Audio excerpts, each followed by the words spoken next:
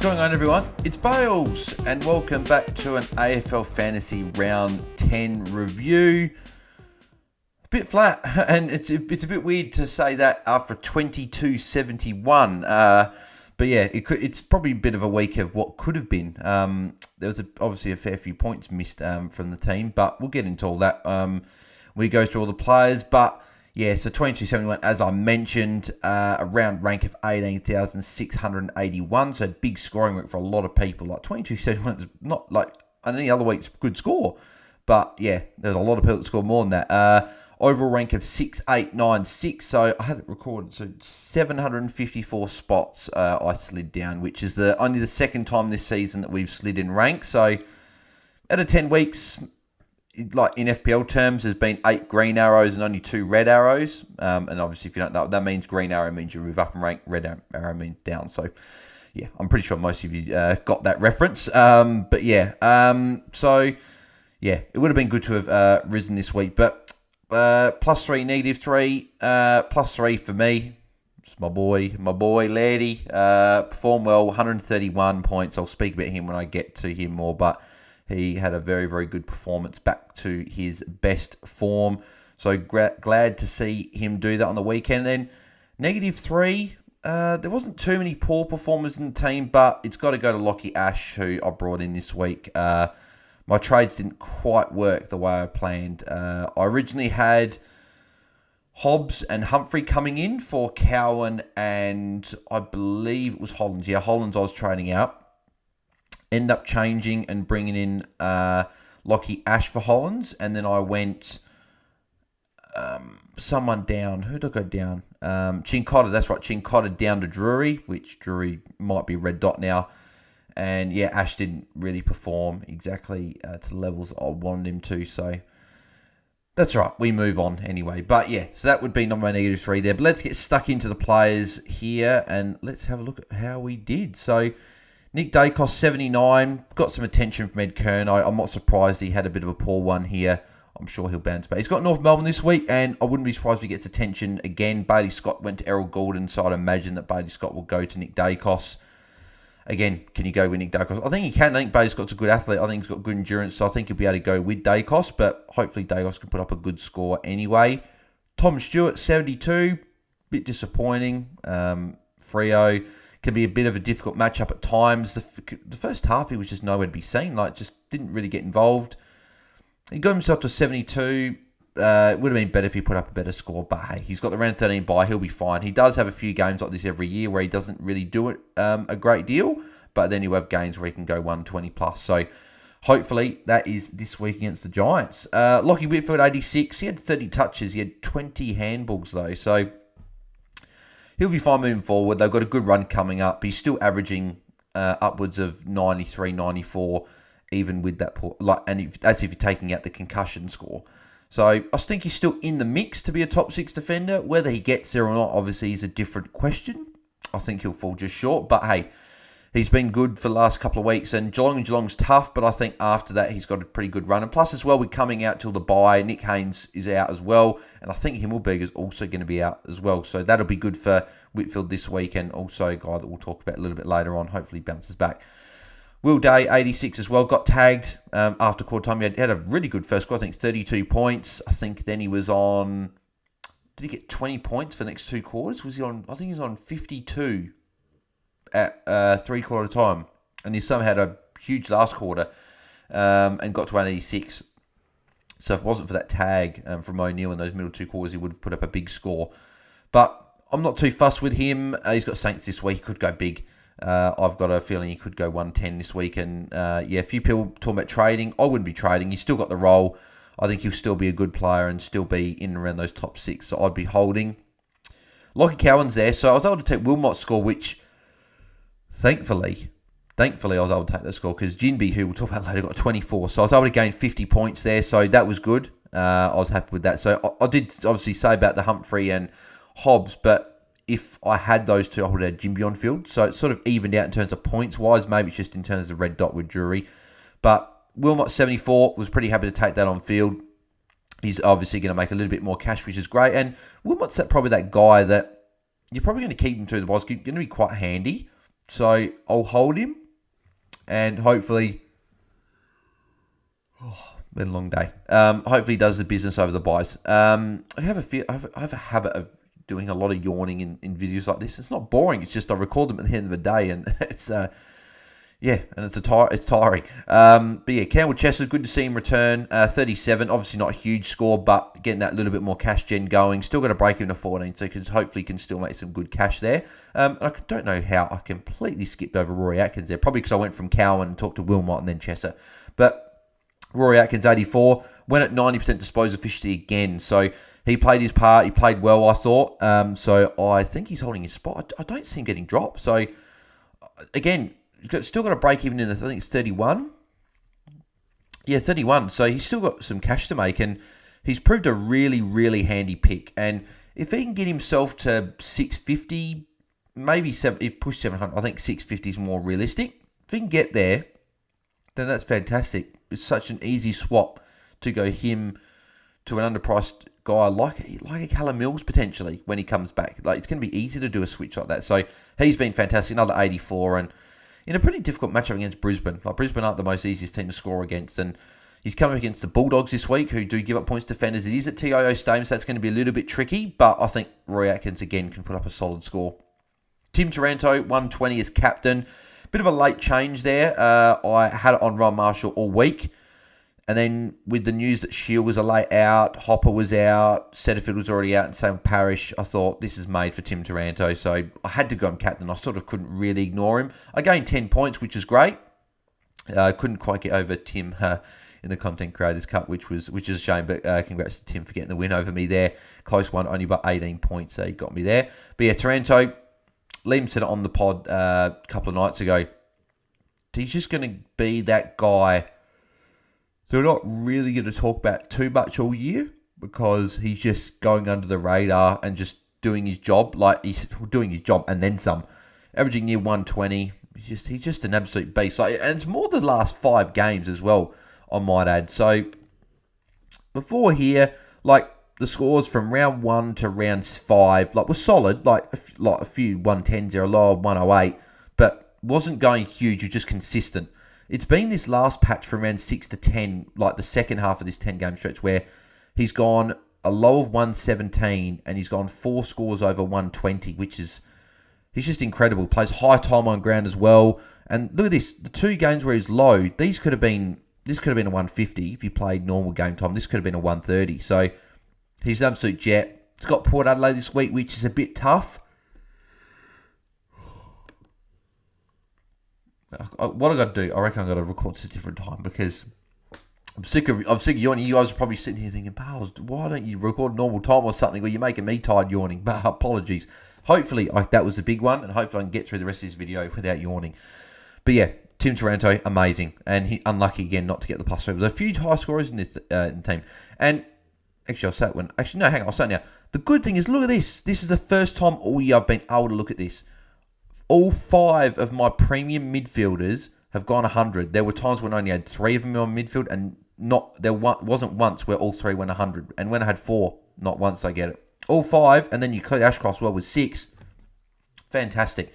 Great to see that all these guys are going big this week. So Tom Green, St Kilda, great matchup. I was hoping for a good score, and he got one, a 111. Again, he was a bit of a consideration as captain at the start of the week, but I just thought, I'd rather Taranto or Marshall, but still, 111, you take that. Even if you hadn't captain, 111, good score. Bonampelli, 110 as well. He's just solid. He's as solid as a rock, and he copped a knee knock as well. I was a bit worried about that. But look at this, like, only 1 score under 100 since round 4. He got tagged in this one. His last 400s have been over 110 as well. So he's what he should have been doing in this patch here. He's doing it now, which is great. And I think it's a top 8 mid. Obviously expensive now as well at 958, but proving to be a really good starting selection for me. So I'm very, very happy with him. Obviously, we mentioned before my plus 3, my boy, Rory Laird. Oh, it was so good to watch him. I know it was unfortunate. He was like the only Crows player really that stood up and actually played his role. But he looked back to his best. 34 touches, 5 marks, 10 tackles. If it wasn't for these 3 free kicks away, this would have been a 140, over 140. So it is a bit disappointing that he keeps giving free kicks. But I'm almost convinced the umpires don't like him because look at this. Look, from round 3 onwards, there has only been 3 games. 6, 7, well, round 6, 7, and 9, where he didn't give away 3 free kicks. So it's sort of people looking at this and they're going, he's going okay, he's going pretty well, but nothing like amazing. If it wasn't for these free kicks here, these would be near hundreds. This would be a 130. That would be a 120. And obviously this one here, that would have been a 130 as well. So again, I know that I probably talk Laird up a lot more than most other people, but a lot of these scores can be a lot higher if he just maybe tightens up on giving the free kicks away. And I think it's got more.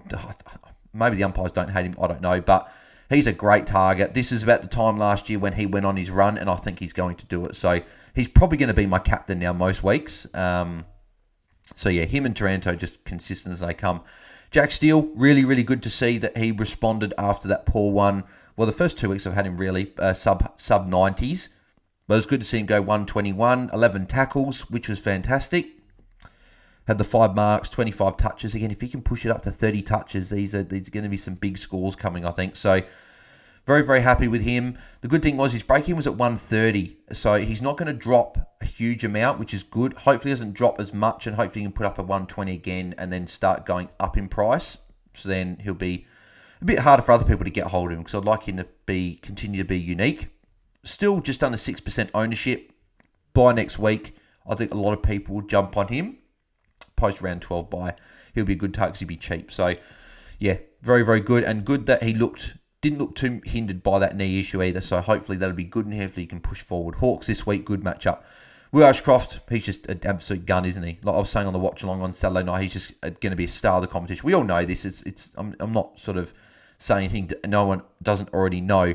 But he loves the Gabba. We know that as well. Like all his big scores, that's at the Gabba, that's at the Gabba, that's at the Gabba.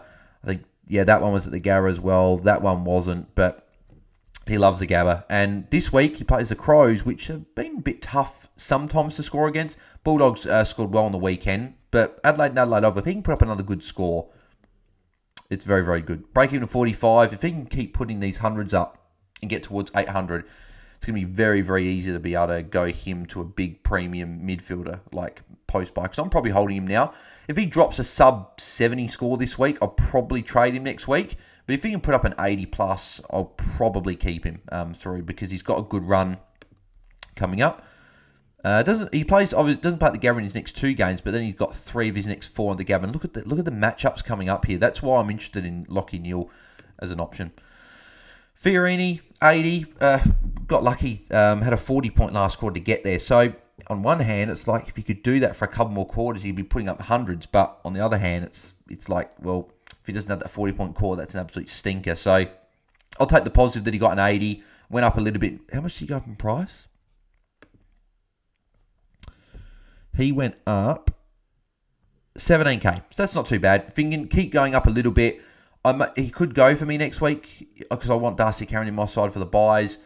He probably could go to his round 13 buy. So it just depends what he scores this week, really. I don't think he's going to get dropped. He did some really good things, especially in that last quarter off the ball that were really impressive. So like some smothers, some 1%. So I think I remember he laid like 4 tackles in the space of about probably 2 minutes. So yeah, he's still solid and he's not going for me this week. So hopefully he can push on and put up a good score up this week against the Bulldogs. Lockie Ash was a disappointing one. Brought him in this week.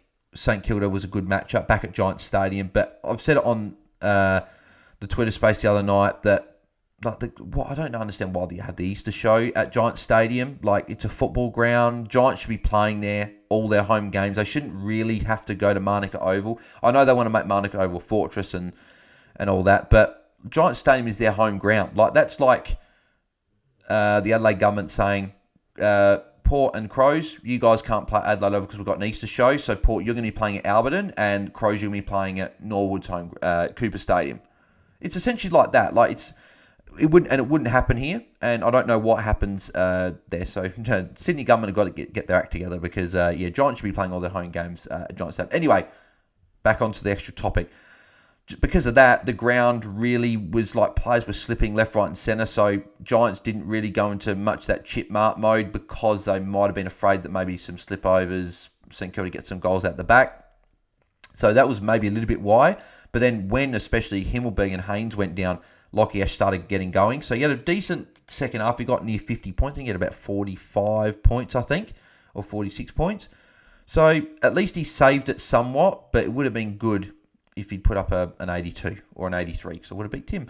I'm not going to let that go, am I? But yeah, Lockie Ash, I'm sure I wouldn't be trading him out. He's still got the role, and especially with those two guys out this week. Obviously, we don't know about Himmelberg, but Haynes is definitely out with the concussion. If he can put up a good score, I'm holding him through. But I'll hold him through anyway. I brought him in. I don't want to trade him out straight away, so yeah, hopefully he can respond this week against Geelong, but it is a tough matchup. Matt Johnson, 40 points in a quarter and a half is very, very impressive.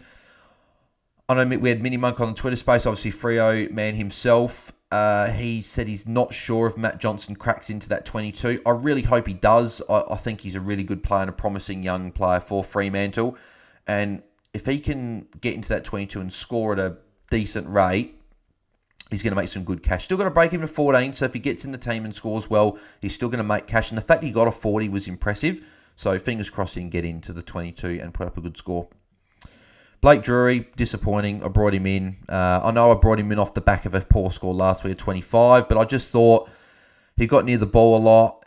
Port Adelaide at Blundstone, tough matchup. I thought, okay, well, if he can do solid enough against Sydney, that'll be fine. He obviously did really poor, got subbed out. My hope is that they keep him in the side because he's a young player and they want to develop him. But then also the fact that he had very, very minimal impact, there's a chance he gets dropped. And he probably will get dropped, which is a shame because it means there's going to be a red dot there that I'm going to have to try and fix during the buys because he's got that round 15 buy. So it will be beneficial to trade him. So yeah, disappointing. But fingers crossed he can hold his spot because it would be really good if he can just be a green dot through the buys. Ryan Marshall, 110. Had a bit of a slow start. I think he was sub 10 points at quarter time. Or would have been sub 20 at least. So it was good to see him actually put up a 110 still. And yeah, it was good to see him actually not get rested for once. Instead of... Because look at this, obviously these two games here, he got rested. Obviously injury there. They just got rested. But he's still solid as a rock. Like putting up really, really good scores week in, week out. So he'll be fine moving forward. Sean Darcy, 91. Respectable score. I'm happy enough with that. Obviously, just a shame 30 points I lost by having Darcy over English. But I'll be making that move within the next fortnight, going Darcy to English. It obviously helps my buys because I've got Marshall and Darcy on buy. That's why I want to bring Cameron and English in next week to get those two rucks into my rut lineup. But yeah, he'll go. But he's been very, very good. Averaging 99, very solid scores. The only two bad scores he has here was this Hawthorn one. I'm not sure exactly what happened with this one, just a poor score. And then the 61 here, first half I remember he went sub 50. I think he went like 14 points. And second half he went near 50. And I was playing mainly ruck when he was playing forward in the first half. So he's been very, very good and solid. It's just obviously English has been amazing and averaging 20 odd points more a game. But I'll get English in at some point. Obviously Max Heath didn't play. Josh Dunkley, 125. Good to see him putting some good games together now. So, that's 3 of his last 4. He's gone over 115. Obviously, this 88 one's the one I had him VC, funny enough, and I didn't have him VC out of any of these other games. So, he's doing well. Obviously, we just want to see him continue this. But this one here, I'm penciling in Marvel Stadium. He loves Marvel Stadium. St Kilda, great matchup. So, it could be a very, very good VC. I think he's Friday night too, so a lot of people are going to go and VC there. But good to see Dunkley putting some good games together and hopefully he can continue his good form. He's obviously up at 951k, which is great. Errol Goulden obviously just continues to get it done. Obviously disappointing in a way as VC. Still good in isolation as just a player. 106, you definitely take that. But as a VC, I probably wanted 110. I would have taken it. But he really got going in that second half. Especially that third quarter, he went absolutely nuts. I think he had like a 48-point quarter. So he's got that scoring power. He can rack up the touches. He can get marks and tackles and he can kick goals. He just fills up all the stat lines. He's going to be an absolute fantasy rock star for us over the next decade. And he's at such an expensive price. If you don't have him, it's going to be really hard to get on him. So I'm very, very happy I've got him. And Carlton this week, if Drury is named, he will be my VC because I just don't have anyone else. But if Drury's not named and he's not named emergency, I'll probably go someone else as VC. Jack Steele, 95, just continues to be solid and put up another good score against Sydney, who can be restrictive at times, so he's been great. I don't see me moving him anytime soon. Connor Rosie, 121. Again, him and Butters went absolutely nuts against Melbourne in a good win for Port there. Yeah, I was a little bit worried. Obviously, last week I did say that he'd had a few poor scores here, 3 in a row, sub 100. Take out that 133. He'd only had the one score over 110. But this sort of levels it back out. So he's been really solid without in his games where he has been tagged or hasn't had much influence. But I think he'll be fine. I was just sort of raising the point where if you're Walsh and you're Petrarca and that got forward status, then that might be an issue. But looks like Walsh might not get forward status now. I think he's at 34% now, so he's actually got to play more forward this week to get it. So we'll see. But Rosie, good. Sheasel, 112, played that mid-forward role. I'm not sure if I like the role. If midfield, yes. Forward, not so much. And then halfback, obviously, yes as well. So if he's playing that midfield role, it's fine. But if he's going to play more forward, that's going to be a bit of a concern. So just a watch of the next few weeks, but he's doing nothing wrong. You're not looking at trading him out, but just something to keep in mind. If he has got a bit of a weird role up until his bye, then you can maybe move him then. Luke Pedler, 46. Obviously disappointed to have him on field. I had a feeling he was going to do that. I probably should have backed in the guy that had the better matchup in Dylan Williams with an 82, but obviously that'll be remedied for me this week with my trades with Williams coming on. But yeah, Pedler has been good, but it's probably time for him to go. Break even in 59 now. Average of 61. Obviously, it's very near his average. So it's unless he puts it at an 80 or a 90 this week, it's probably a good week to go. As I said, Dylan Williams, very, very good, 82. He's been a really, really good pick for me a couple of weeks ago. Put up a 60 and an 80, and going up near 100. I think is it bang on 100? It might be bang on 100. Because I reckon I got him for 368 or 367. Well, somewhere around there in the 360s. And he's gone up 100k in 2 weeks, which has been really, really good. Break into 15 still. He's got a great run to come as well. Richmond, Hawthorn, Bulldogs. I'm looking forward to hopefully him putting up some good scores. Even if he just goes at the 60s for the next 3 weeks, it's saying he's going to make around that 65k, which is going to put him over 500. I think he can go more than the 60s. I think he can go about that 70 mark, which means he's going to go up maybe close to 80k, which would be really helpful. Because in his red 15 buy, I'll be able to move him on. So he's been a great pick. Van Ruin, 43. Sort of just ticking it over, really. Bit of a obviously slow burn. Up at near 400k now. Break even to 37. Freo this week. Then Carlton, then Collingwood. So not the easiest matchups coming. I would have loved to have gone him down this week, but I can't quite afford it. I think I'm 11k off the trades I want to do, which I'll speak about in a sec. But if he can just play at around 14, we could trade him at around 14, and that's fine. He's on all of our benches anyway. And then, yeah, Ruben Ginbey, obviously very disappointing. The fact that he played the whole game and only scored 24, 73%. That's the most he's played since round 3, or equal most since round 3. Obviously, it's 73% both there as well. Just didn't have the tackles. 10 disposals, but 9 handles, only 1 kick. He's just, unfortunately, he's probably got to go now. Take out that 96. He's only had that. He hasn't gone over 65 since round 3. So he's got to go. It was good to get that 96 on field last week and have him, but yeah, he's got to go.